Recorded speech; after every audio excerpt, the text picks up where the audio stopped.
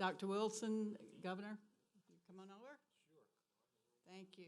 Thanks so much. Well, good morning, and thank you all for being here this morning. We're very happy to have Governor Edwards here in St. Tammany Parish. You're welcome anytime. Hope you come often, as well as Dr. Sean Wilson, DOTD Secretary. And as you all may know, we're here to discuss the details of the $52 million allocation from DOTD in federal redistribution funds. It was announced last week, but that out of the $76.2 million allocated to the state, St. Tammany will get $52 million of that to further widen I-12. So we are very excited about today, and with that, I would love for the governor to talk all about it and tell us more. Thank you, Governor. Thank you. Thank you, President Brister, and I appreciate the leadership that you've shown here, and I thank you for convening this group this morning. I want to thank Sean Wilson, the Secretary of Department of Transportation as well, and the legislators who are here from the St. Tammany area, and the mayor of Slidell. Thank you, Greg. As President Brister mentioned last week, in fact, it was just last Friday, it was announced that the state of Louisiana, the Department of Transportation, had received $76.2 million in federal funds to be used for highway projects. And these redistributed funds are dispersed by the U.S. Department of Transportation from budgeted funds that had been previously allocated to other states, but those other states were unable to fully obligate them in the fiscal year that they were allotted for. And so then they become available to other states. And Louisiana had positioned itself to take advantage of this because we had obligated 100% of the federal funds that we had already received from the U.S. Department of Transportation, because we had sequestered the match that would be necessary as well. And thirdly, because we were going to be able to fully obligate the new funds before September the 30th of this year, which means you have to have shovel-ready projects. And I know shovel-ready, that term is thrown out there a lot, but when you get money the last week of August and you can obligate it within 30 days, you know that's a shovel-ready project. And so that's why we were able to scoop up these $76.2 million in federal funds. It actually marks the 19th year in a row that the state of Louisiana has been in position to receive these funds. It's made a tremendous difference. Just since 2008, the state of Louisiana has availed itself of these funds to the total of $500 million. More than half of that has come in the last 3 years. More than half of what we've gotten in the last 12 came in the last 3 years. In fact, 52%. So these additional resources will be used to fund multiple projects, the biggest of which here is in St. Tammany. I'll talk about that in just a moment. But it's also going to be used to fund 5 bridge replacement projects, one each in Avoyles Parish, Red River Parish, St. Helena Parish, Webster Parish, and Livingston Parish. And then I suspect you all are here today to hear about what's going to happen here in St. Tammany. So these funds will be used to fund the expansion of I-12 from US 190 to LA 59. And this project will widen this stretch of I-12 from 4 lanes to 6 lanes, with 3 in each direction. And this, well,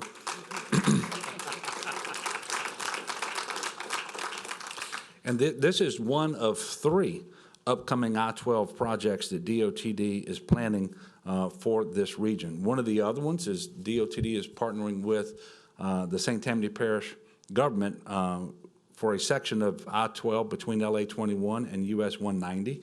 And for this segment, the parish was already successful in receiving a $25 million build grant that is better utilizing investments to leverage development. But the build grant that was awarded by the U.S. Department of Transportation in December of 2018. Once all 3 projects are complete, I-12 will have 3 lanes in each direction, from just east of LA 1077 to the west side of LA 59. There will also be auxiliary lanes between LA 21, Pinnacle, and US 190. And as you all know, these projects are going to provide much-needed traffic relief along this corridor, which sees more than 70,000 motorists each and every day. Safety and efficiency will be improved. As you all know, I-12 is a vital freight corridor as well, and principally between Houston and Florida, but the fact of the matter is it goes all the way to Los Angeles, California, so from California to Florida. In addition to that freight corridor, we know that St. Tammany is continuing to grow, and people are moving here, which is a great thing. And so all of these things are putting more demand on the transportation infrastructure that we have. Capacity projects are the hardest to deliver because they simply cost the most money, but they are critically important. And so I want to thank Sean and all the people at DOTD who have positioned Louisiana to take advantage of this source of funding so well. And I appreciate it. We are doing everything that we can. We know we have a backlog of infrastructure projects that is about $13 billion. And so we take advantage of every tool that we have, and we're not going to say that we're doing all that we want to do, but we know we're doing more than has been done previously. And I think this is going to benefit local businesses as well, and that they will see growth opportunities that they would not have seen otherwise because of the investments we're making here in the transportation infrastructure in St. Tammany Parish. I mentioned there was a third phase. DOTD is also preparing plans and in design for a third phase of I-12 improvements. Those will run from LA 1077 to US 190. You know, by making strategic investments, over $2 billion has been invested in statewide projects over the last 3 years, 3.5 years, I should say. 95.6 million of that in St. Tammany Parish for 41 different projects since January 2016. So at this point, I'm going to ask Sean to come up and give a little better explanation of the particular project that's going to be funded. And again, want to thank all of you for being here, and I want to thank President Brister again for hosting this event and for her leadership.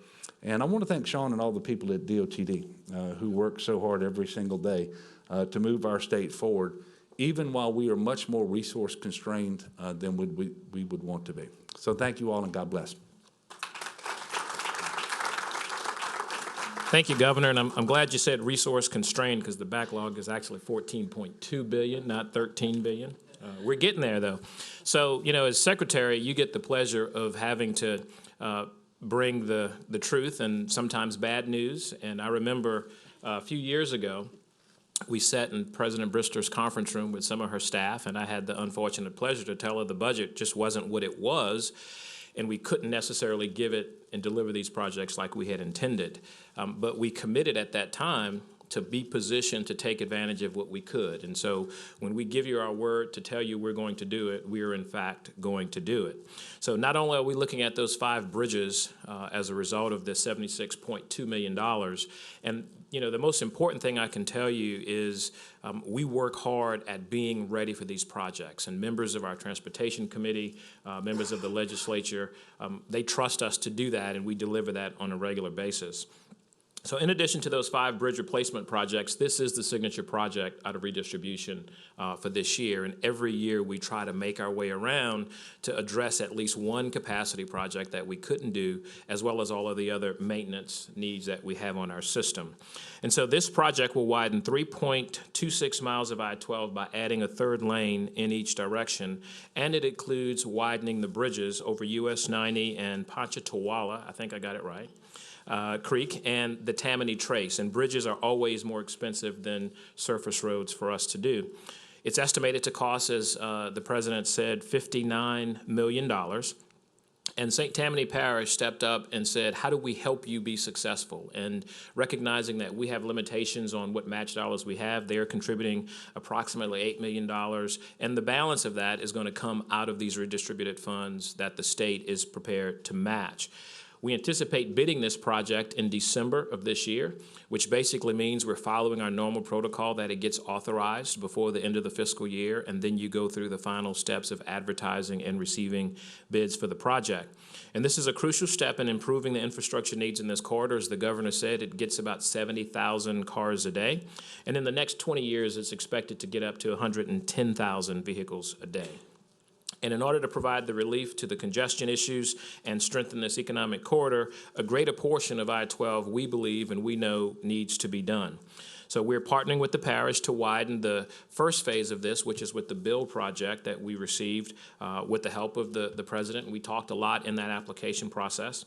And then that project is going to let in June of 2020. So it is on a slightly different timeline, but I think it will benefit not only this phase, but the next phase in terms of construction and maximizing the price. And so we're excited to be moving this project forward. Improved transportation infrastructure allows for greater productivity and is vital to the success of the facilities in the growing areas. So there's one other point I'd like to make, because if you remember, there was a very unfortunate accident that occurred on the interstate, and accidents are random, and they happen every day. Last night at about 10:30, we had another email of another death on our road. And so a key important part of this has to be motor assist patrol. And outside of driver responsibility, that's something else that we can do. And these fine gentlemen in these very subtly colored uniforms on the side, I'll get me a suit one day that looks like that, but they provide disabled motorists on the interstate with a gallon of fuel or a flat tire change, a jump start, or they just stop to check on you when you stopped. It is the most popular thing that the department does. We're expanding that service to the North Shore this year, and so we're excited to grow that program. It's a sponsored program with State Farm, and so we've got some other areas that we're going to be patrolling, and I'd like to share that with you this morning. So from 6:30 a.m. to 6:30 p.m., which are the peak hours, we're going to be patrolling I-10 from Michaud to the I-10-12-59 interchange. And then we're also going to be adding it on I-12 from 1249 to that same interchange, which is going to help, particularly given the volume of cars that we have passing through there that may stop and add to our congestion woes. And then also President Miller, I don't think has gotten here yet, but we're also widening from I-55, on I-55 from Manchac all the way to LA 3234. So that's another corridor where we're going to be providing assistance, and is also going to provide support on I-10 between the I-10, I-12, and I-59 interchange to the Mississippi state line. So programs like this add to our investment, not just in terms of infrastructure, but also in terms of operations. And so with that said, I'm very happy and very proud to have the DOTD be prepared and build projects and deliver projects that are ready to bid whenever we can take advantage of federal resources that we don't normally get budgeted. So thank you, Governor, for allowing us to lean forward and deliver this. Thank you, President Brister, for partnering with us to make this happen. And we look forward to doing this again next year, provided we have the match and have other projects programmed and ready. We have a project. We have a project. Thank you. Thank you so much. We have enjoyed a very good working relationship with DOTD, and Dr. Wilson and I have met many times in different parts of the state and had very candid conversations. But I do want to say that he has always been upfront, honest, and told us what he could do and what the state could do, and he has delivered. And thank you, Governor, for that, for what you do, and thank you, Dr. Wilson, for working with us so much. And with that, if you have some questions specific, we can ask them now, or if you want to do one-on-one, if you have time for that. Yes? Breakdown, local, state money to be prepared, percentage breakdown to give us federal dollars. 52 and 8. So it's an 80-20 split on federal dollars, and it gets to be 90-10 when you do the interstate. And so a portion of what we're going to spend on the total project is going to be made up of state dollars, parish dollars, as well as the federal dollars. Now, recognizing that we have an estimate, our goal is to get the lowest possible bid. We're designed to do what's called low bid process for design, bid, build projects. And so if this project comes in less than what we estimated it for, that gives us the opportunity to stretch our dollars, and we are exceeding the match requirement on this project. So we're able to save some money, and we will, I'm sure, get a call to say, can we save some of the money that we're putting up? And we will absolutely work to do that toward the next project. I'm sorry. I just want to add, of the two projects that we talked about, the build grant, the 25 million, and this 52 million, the parish's portion of match has been 7.2 and 8, so $15.2 million has been our match from the parish. Timetable. This second project, meaning Phase 2, the one we're announcing today, it will bid in December of this year. The bill grant will bid in June of this year, and the department will bid that out, June of 2020. It all seems to run together. And we don't know the length of construction until we actually get the bids, because in the process, they present us not only a price, but a number of days. And just to be prepared, these are not going to be overnight construction projects. It's going to take a little time. And given what we see with weather, many of the projects that we have underway right now are about 30% over their time limit, simply because of weather delays. And so we don't expect that to change. But as those bids come out, you will get a really nice press release from both of us, meaning the state and the parish, announcing that it's been bid, who received the bid, how many days it's taken, and what the value of that bid was. Yes. Asked about the next project, but what's the priority level from Mandeville to Slidell? It shows people on the east side are seeing everything over here, you know how that goes. What's that? Sure. You're asking me about my priority? Let me just mention something, then I'm going to turn it over to you. So if you recall, the first portion of the widening was the Slidell to North Shore Mall. So that part has been done. So we'll do this part, and that in between will be a priority also. So I will let you speak to that. We're always waiting. Well, it's the priority is contingent upon funding and availability. And the reality is we can get plans ready.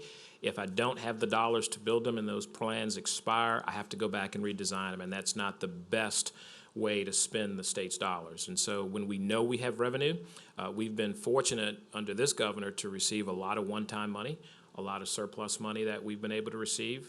The major investment, we've got $50 million in HB 578 that the governor signed to go to 3241, which is a priority for us as well for decades. And so we are strategic, and we're thinking based on what we have. Our next priority in terms of what happens here is to make sure we're ready to go on that third phase. And then we look around the state and see where we have real maintenance needs. And unfortunately, we do not have a programmed amount for capacity. As the governor said, we rely on one-time money, and we're going to get projects ready, but I'm not going to get 20 projects ready when I know I'm only going to get an extra $75 million maybe, or an extra $50 million. So all of them are our priorities, but it also speaks to how we constrain that to dollars. And I'll just add this. Our ability to do these capacity projects is limited because we are more resource constrained than we want to be. But one of the things that has made a tremendous difference is for each of the last 3 fiscal years, we've actually run surpluses rather than deficits. And those surpluses are essential because they can only be spent on 5 constitutionally permitted purposes, but one of which is to provide the non-federal match for construction projects in the Highway Priority Program. This past year, we had to take $40 million of our surplus to pay the non-federal match of just our regular program dollars. And had we not done that, we would not be in a position to avail ourselves of these reprogrammed dollars at all. So we're going to continue to try to lean forward and position ourselves to take advantage of every funding source that is available to us within our means. But that is one of the reasons why it is so much better to have a surplus than a deficit. Deficits by themselves are very destabilizing, but you don't have that additional capacity to then take advantage of the opportunities like we're seeing today. And quite frankly, that is why more than 50% of all the reallocated money over the last 12 years, that $500 million I talked about, has come in the last 3. Thank you all very much. Thank you. Thank you for being here. Thank you, Governor. Appreciate you, Mr. President. Fantastic. Huh? Thank you so much for everything. Thank you. Happy to do it.